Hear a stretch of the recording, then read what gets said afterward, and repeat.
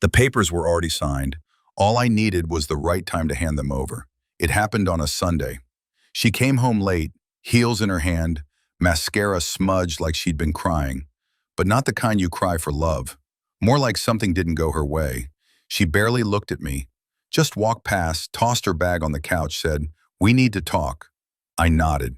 But she wasn't expecting me to be the one with the conversation. I slid the envelope across the table.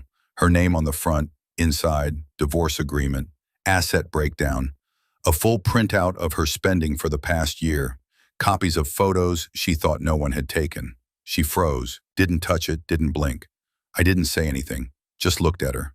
Really looked at her, for the first time in months. She wasn't glowing like before. She looked tired, hollow maybe, like she'd spent everything she had trying to outrun something and ran straight into a wall. Her voice cracked. "You were going to do this behind my back?" I almost laughed. Instead, I said, "You started doing things behind mine over a year ago. This is me catching up." She started crying, not loud, just the kind that sits in your throat and doesn't know how to get out. She asked if we could fix it, if we could go to therapy, if maybe this was just a rough phase. But I wasn't angry anymore. That was the worst part.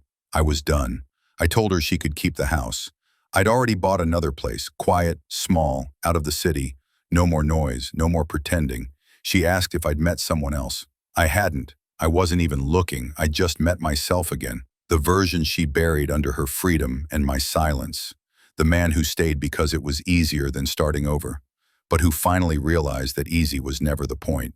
I walked out with a single suitcase, left the rest behind, let her sit with the crown she made of glass, let her live in the freedom she begged for. Because the thing about open doors is, eventually, someone walks away and doesn't come back. And me? I didn't look back. Not once.